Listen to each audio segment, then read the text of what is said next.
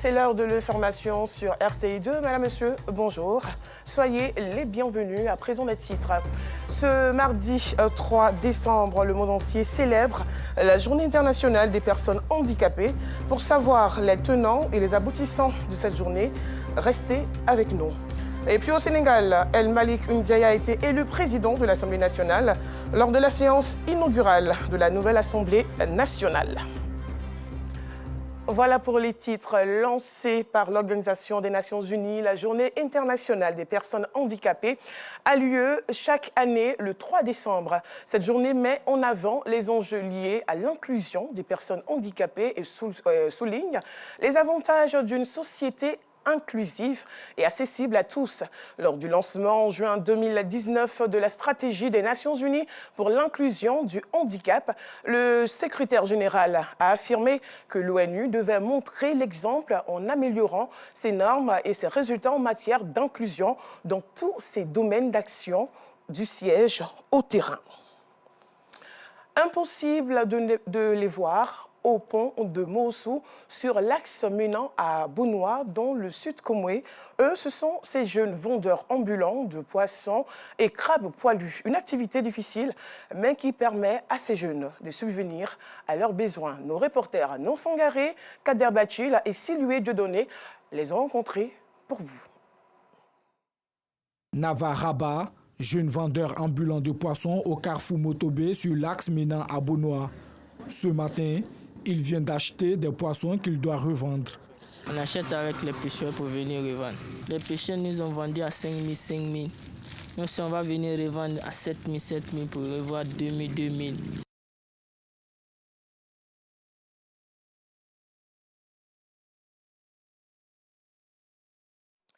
Je le disais à l'instant, impossible de ne pas les voir au pont de Moossou, sur l'axe menant à Bounois, dans le sud Comoué. Eux, ce sont ces jeunes vendeurs ambulants de poissons et de crabes poilus. Une activité difficile, mais qui permet à ces jeunes de subvenir à leurs besoins. Nos reporters Non Sangaré, Kader Bachil et Silué Dieudonné les ont rencontrés pour vous. Leur reportage dans nos prochaines éditions. Restons dans le sud Comoué, cette fois à plus de 3 km du pont de Moossou, au village de Yaou. Après des difficiles cohabitations et de vivre ensemble freinant le développement du village, la mutuelle a repris ses activités à travers une assemblée générale pour un nouveau départ. Théodore Zouzou. Yaou, un village qui a fière allure dans la commune de Bounois. Ces bâtisses font penser à une ville moderne, résultant du travail de développement mise en place par ses fils, filles et cadres réunis au sein de l'association pour le développement de Yaou, ADEVI. Ce village a connu la division ralentissant le progrès amorcé. C'est l'ADEVI qui avait souhaité en son temps que le village connaisse un chef. Et donc ça a créé beaucoup de problèmes. Aujourd'hui, c'est une journée de grande joie.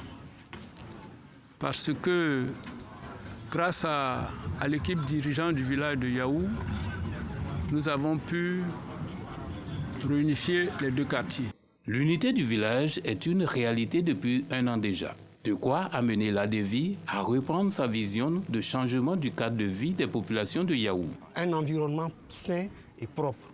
Le village a beaucoup de problèmes à ce niveau. Donc tout le village sera mobilisé pour ce travail. Il y a ce foyer que vous voyez qui nous abrite, a besoin d'être restauré.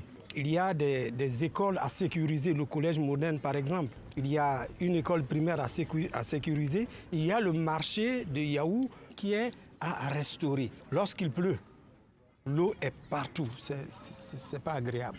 Pas agréable. Donc, il nous faut un chef de village. On ne l'a pas encore. Tous ces défis-là sont à relever, mais c'est dans l'union, la fraternité, la concorde que nous pouvons le réaliser.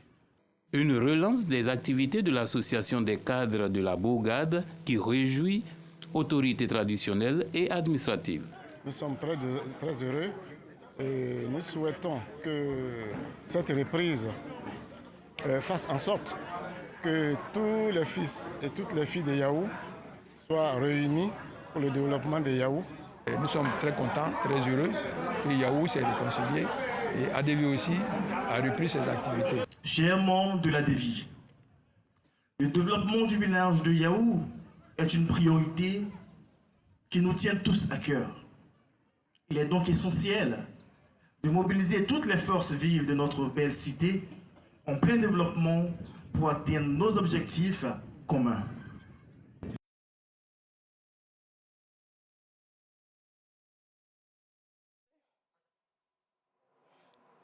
À plus de 700 km d'Abidjan, dans la ville d'Odiéné, les femmes ont reçu des matériaux agricoles. On en sait davantage avec notre reporter Jean-Marc Djadji.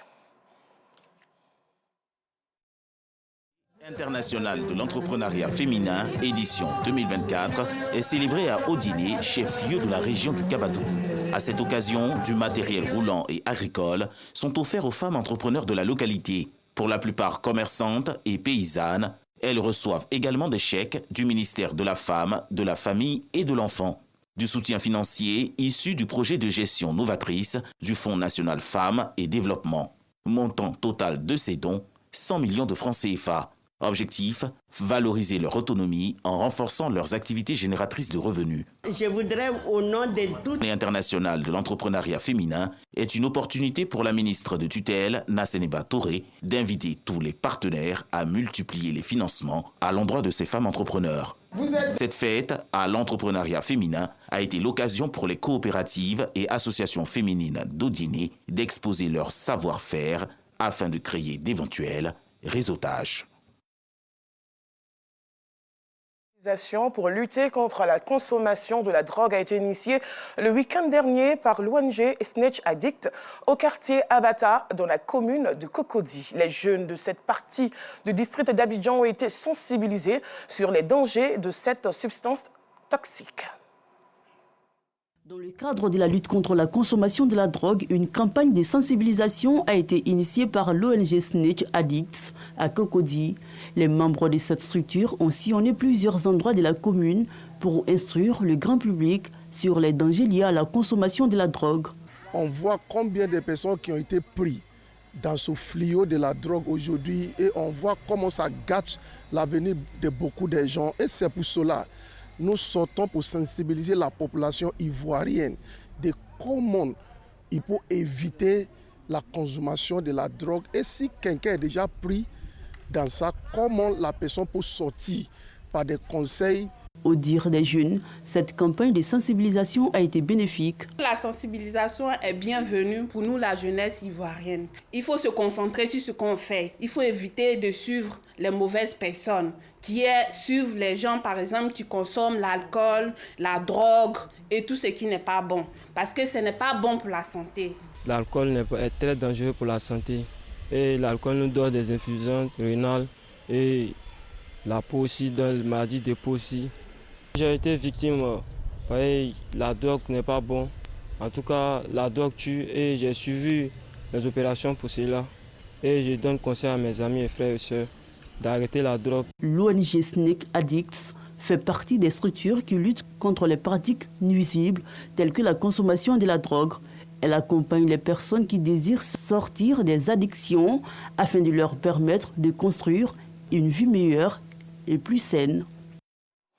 Un reportage signé Incitant Diarra. Je le disais à l'instant au début de ce journal, impossible de ne pas les voir au pont de Mossou sur l'axe menant à Benoît dans le sud Comoué. Eux, ce sont ces jeunes vendeurs ambulants de poissons et de crabes poilus. Une activité difficile mais qui permet à ces jeunes de subvenir à leurs besoins. Non Sangaré, Kader Bachil, Siloué, Dieudonné. Nava Rabat, jeune vendeur ambulant de poissons au carrefour Motobé sur l'axe menant à Benoît. Ce matin, il vient d'acheter des poissons qu'il doit revendre.